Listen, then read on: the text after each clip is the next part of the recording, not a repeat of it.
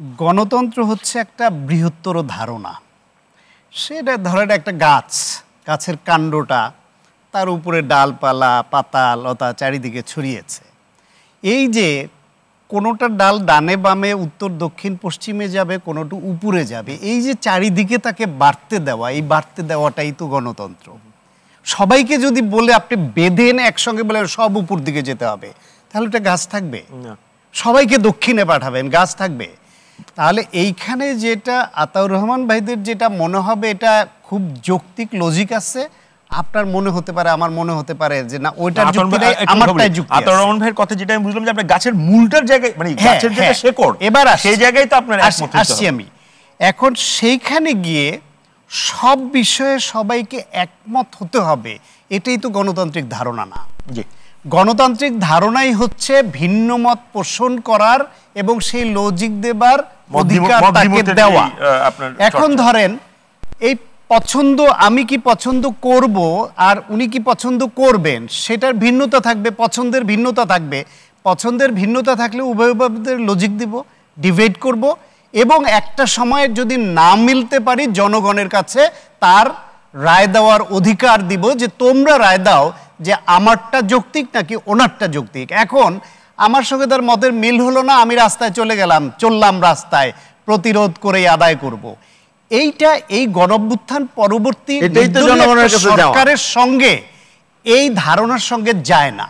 যেটা আগের আলোচনায় আমি বলেছি, যেটা মান্না ভাইও বললেন, যে ওই যে ওনরা জনগণের কাছে যাচ্ছি বলে বিক্ষোভ করতে রাস্তায় চলে গেলেন, লেভেল প্লেইং ফিল্ড, এইটা ওইটা 5 দফা নিয়া, বিএনপি সহ অন্যরাও যদি এখন ওই দাবিতেই তাদের যৌক্তিক বিষয় নিয়ে যদি মনে করে এইটা মানতে হবে, এটাকে ব্যাহত করতে ওরা বা নির্বাচনকে প্রতিহত করতে মাঠে নেমেছে, তারাও নেমে যায়, তখন সিচুয়েশন কী হবে এটা কি ভেবেছে এরা?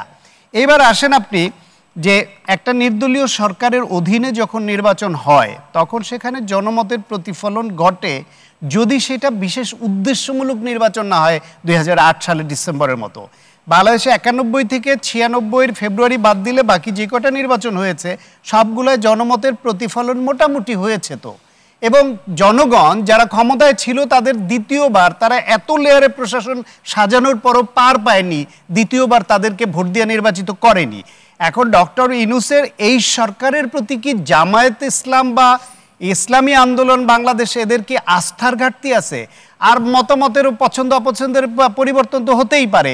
এক সময় চরমনায়ের পীর সাহেবের অনুসারীরা মওদুদিবাদীদেরকে মুসলমান হিসেবে মানতে চাইতো না, আবার এখন তাদের মনে হচ্ছে না ওদের মুসলমান হিসেবে মানা যায়। তো হোয়াটস দ্য প্রবলেম? তখন মনে হয়েছে মানা যায় না, ওইটাও তাদের ধর্মীয় এবং গণতান্ত্রিক চেতনা, এখন আবার মনে করে মানা যায়।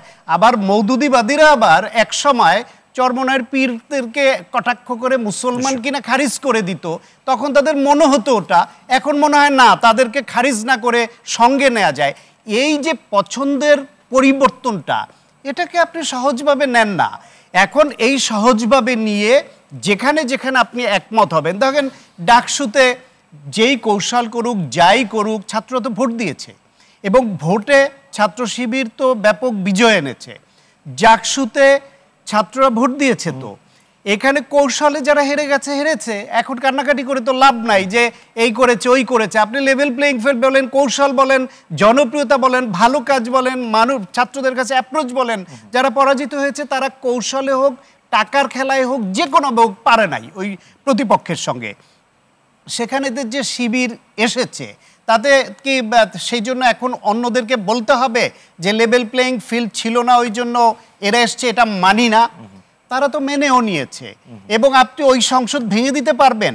সেই ক্ষেত্রে জামায়াত ইসলাম বা ইসলামী আন্দোলন যদি মনে করে তাদের দাবি যৌক্তিক, যেহেতু নির্বাচনটা হবে নির্দলীয় এই সরকারের অন্তর্বর্তীকালীন সরকারের অধীনে, তারা জনগণের কাছে এই অ্যাপ্রোচটা নিয়ে যাক যে এই যে জুলাই সনদ, বিএনপি আগে এটা আইনি ভিত্তি দিতে রাজি হয়নি, আমরা চেয়েছিলাম, আমাদের ধারণা তারা ক্ষমতা আসলে দিবে না, কিন্তু আমরা দিব, আপনারা আমাদেরকে ভোট দেন। এই যে পিআর পদ্ধতি বিএনপি মানে না, আমরা আসলে পিআর দিব এবং পিআরের পদ্ধতি এই হবে, এতে দেশের এই উপকার হবে, আপনারা আমাদের ভোট দেন। জাকসুতে ডাকসুতে যদি তারা তাদের ভাষায় ফ্রি ফেয়ার ইলেকশন করে ছাত্রদের রায় নিয়ে তো ব্রুট বিজয় আনতে পারে, তাহলে কেন জাতীয় নির্বাচনে পারবে না?